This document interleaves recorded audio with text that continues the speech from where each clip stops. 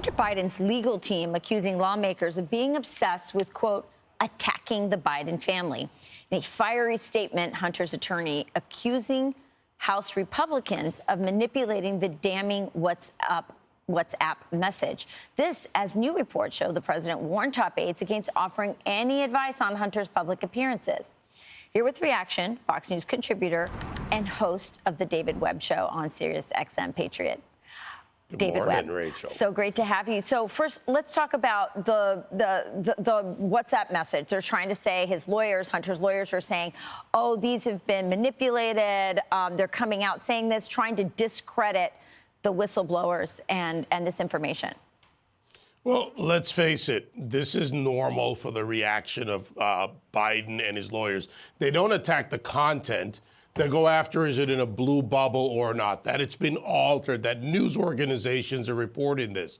This is all about deflection for them. Yes. What's in those messages, even as alleged. And let's say, for instance, that his father's not in the room when he sends the threatening messages he claims. The fact is he's still using his name. They haven't gone after it. They haven't gone and said it's false, just that it didn't look the same when they put it out. Yeah. And to the Republicans, just make it look accurate and you'll eliminate that. Yeah, they're just trying to muddy the waters and create some doubt somehow in somebody's mind. But here is the message, and I think it's worth putting up again.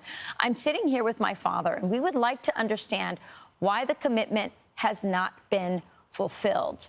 And then, of course, as you know, David, it goes on and a few weeks later, $5 million pops up in each of their accounts.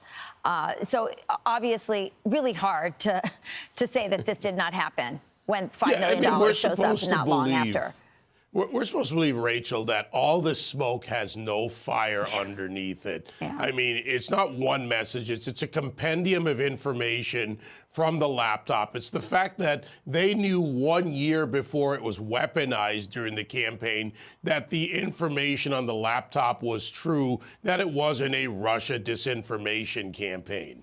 You know, another interesting development in this, David, is that Joe Biden must be getting a lot of advice from the people around him to say, listen, you know, this is not a great time to hang out with Hunter and travel with him. And I've been saying, and so is Sean, we actually have a whole episode about the fact that on our podcast that we believe that Joe Biden is actually really afraid of Hunter Biden, that he knows that politically this doesn't look great, not just the messages, but hanging out with Hunter right now. It would probably be good to have some distance, but he can't because Hunter is volatile, is very angry, as we know from the emails that have come out from the laptop about having to be the money bag for the family and sort of being the dirty guy while everyone else gets, you know, Bo was the hero and Joe was the, you know, president, and he has to take care of the family financially. Your thoughts on that? Well, let's go back to Joe Biden for a moment. You talk about Hunter's outbursts and volatility from what we know.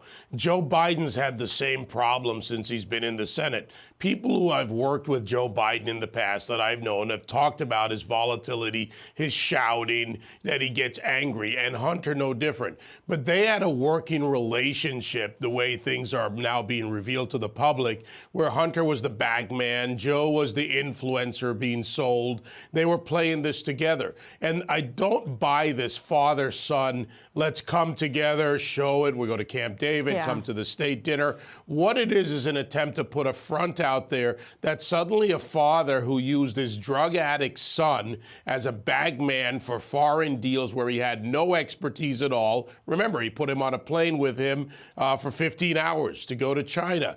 Biden brags about his various relationships. Hunter goes behind him and collects the money. This is all part of an act being put up to make it seem as if father and son are now working together, our father and son team. Yeah, this is not a father-son love story. This is a corruption scandal, and we ought to keep that clear. David, thanks for coming on. You always clear things up. Thank you, Rachel. All right, thank you. I'm Steve Ducey. I'm Brian Kilmeade. And I'm Ainsley Earhart. And click here to subscribe to the Fox News YouTube page to catch our hottest interviews and most compelling analysis.